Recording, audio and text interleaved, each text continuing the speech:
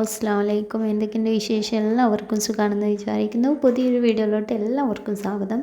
കുറേ ദിവസമായിട്ട് വീഡിയോ ഒക്കെ ചെയ്തിട്ട് താൽക്കാലികമായിട്ട് എനിക്കൊരു ജോലി കിട്ടിയിട്ടുണ്ടായിരുന്നേ. ടീച്ചറായതിന് പിന്നെ ഞാൻ ഇതുവരെ ജോലിക്ക് കയറിയിട്ടില്ല.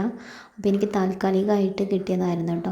അപ്പോൾ അന്നത്തെ രാവിലത്തെ കുക്കിങ്ങും ക്ലീനിങ്ങും ഒക്കെ പെട്ടെന്ന് തീർത്തിട്ട് ജോലിക്ക് എങ്ങനെ പോകാമെന്നുള്ള ഒരു വീഡിയോ ആണ് കേട്ടോ. അപ്പോൾ മോർണിംഗ് റൂട്ടീനും കാര്യങ്ങളൊക്കെയാണ്. അപ്പോൾ വീഡിയോ സ്കിപ്പ് ചെയ്യാതെ കാണാൻ ഇഷ്ടമാണെങ്കിൽ എന്തായാലും ലൈക്ക് ചെയ്യണം കേട്ടോ. ഇന്ന് രാവിലത്തെ ബ്രേക്ക്ഫാസ്റ്റ് എന്നിട്ട് ഇൻസ്റ്റൻറ്റ് ഇടിയപ്പമാണ് കേട്ടോ. ഇത് നമുക്ക് കടയിൽ നിന്ന് വാങ്ങാൻ കിട്ടുന്നതാണ്. ഇതിപ്പോൾ ഒരു വലിയൊരു പാക്കറ്റാണ്. അതിൽ കുറച്ച് അത്യാവശ്യം ഉണ്ട് കേട്ടോ. അങ്ങനെ ആദ്യം തന്നെ ചായക്കുള്ള വെള്ളമൊക്കെ വെച്ച് കൊടുത്തു. അതിന് ശേഷമാണ് ഞാൻ ഇടിയപ്പം ഒന്ന് റെഡിയാക്കി എടുക്കാൻ വേണ്ടിയിട്ട് നല്ല പോലെ തന്നെ വെള്ളം തിളപ്പിച്ചെടുക്കണം കേട്ടോ.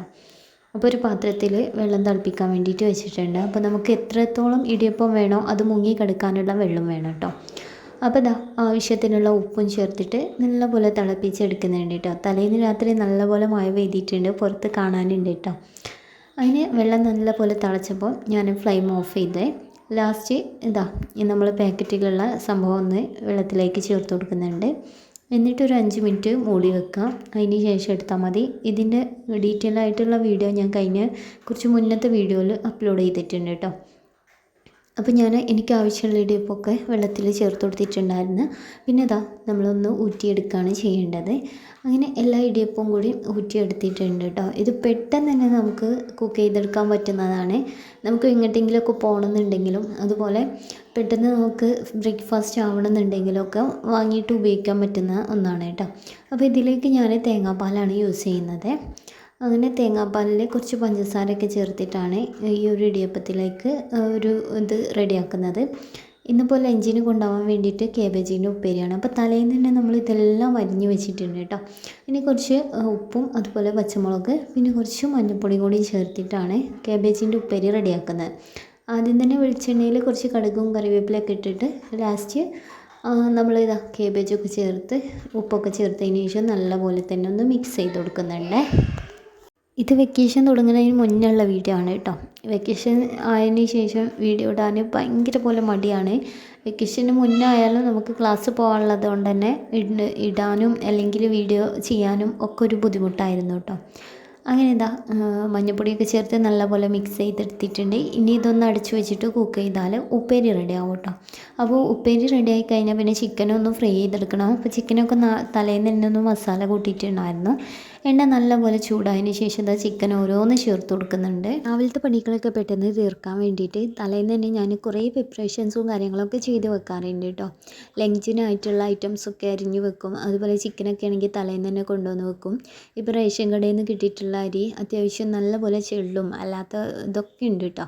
അതുകൊണ്ട് തന്നെ ഒന്ന് ചേറിയെടുക്കണം. അപ്പോൾ ഞാൻ തലേന്ന് തന്നെ ഒന്ന് ചേറിയിട്ട് എത്ര നായാണോ വേണ്ടത്, മീൻസ് എത്ര അളവാണോ വേണ്ടത് അതിനനുസരിച്ചിട്ടുള്ള അരി എടുത്തിട്ട് ചേറിങ്ങാണ്ട് അതിൽ മറ്റേ എന്താ പറയുക ചെള്ളവും കാര്യങ്ങളൊക്കെ ഒഴിവാക്കി വൃത്തിയാക്കിയിട്ട് വെക്കും കേട്ടോ. പിറ്റേന്ന് നമ്മളത് നല്ലപോലെ ചൂടുവെള്ളത്തിലിട്ട് കേക്കിയിട്ട് പിന്നെയാണ് ചോറൊക്കെ ഉണ്ടാക്കിയെടുക്കുക കേട്ടോ.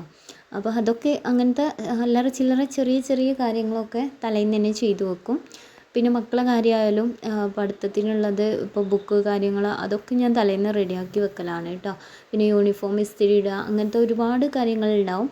അതെല്ലാം നമ്മൾ തലേന്ന് തന്നെ ചെയ്ത് വെച്ചാൽ പിറ്റേന്നേക്ക് നമുക്ക് ഈസി ആവും കേട്ടോ കാര്യങ്ങളൊക്കെ. പിന്നെ ജോലിക്കൊക്കെ പോകുന്നവർക്കും എളുപ്പത്തിൽ തന്നെ കാര്യങ്ങളൊക്കെ കൈകാര്യം ചെയ്യാം.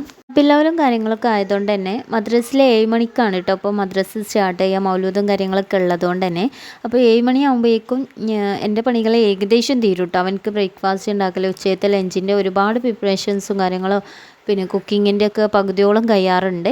അങ്ങനെ അവനെ പറഞ്ഞേച്ച് പിന്നെ അതാ ചോറ് റെഡി ആയിട്ടുണ്ട്. പിന്നെ ഞാൻ മൊത്തം അകൊക്കെ ഒന്ന് അടിച്ചു വാരി തുടച്ചിടാൻ വേണ്ടിയിട്ട് ഒരുങ്ങും കേട്ടോ. അങ്ങനെ അകൊക്കെ ഒന്ന് അടിച്ചു വാരിയതിന് ശേഷം നേരെ വന്നിട്ട് ഇതാ സിറ്റൗട്ട് ഒന്ന് തുടച്ചിടുന്നുണ്ട് കേട്ടോ.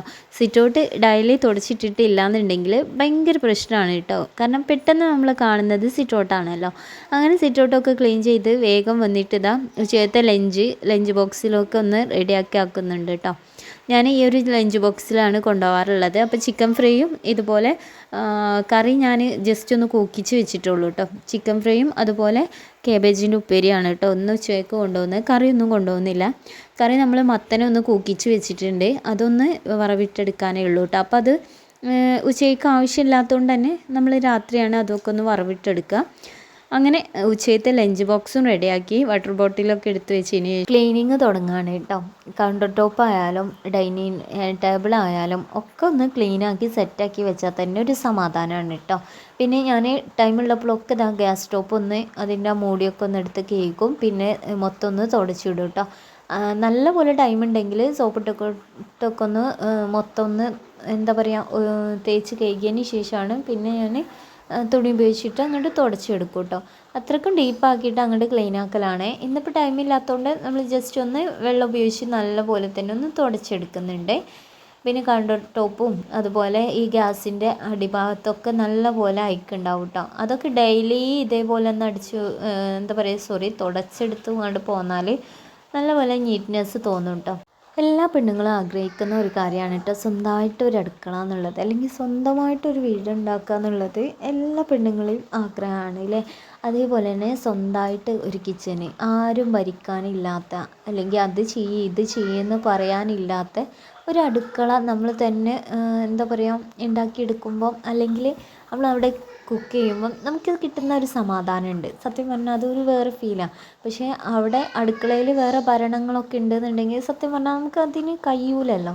പക്ഷെ എല്ലാവരും ആഗ്രഹിക്കുന്ന ഒരൊറ്റ കാര്യമുള്ളൂ, സമാധാനപരമായിട്ട് കിച്ചണിൽ ജോലികളൊക്കെ ചെയ്യണം, ആരും ഒരു എതിർപ്പും പറയാതെ സ്വന്തം ഇഷ്ടത്തിന് ഇഷ്ടപ്പെട്ട വിഭവങ്ങൾ ഉണ്ടാക്കി മറ്റുള്ളവർക്ക് കൊടുക്കുന്നത്, അതൊക്കെ എല്ലാവരും ആഗ്രഹിക്കുന്ന കാര്യമാണല്ലേ.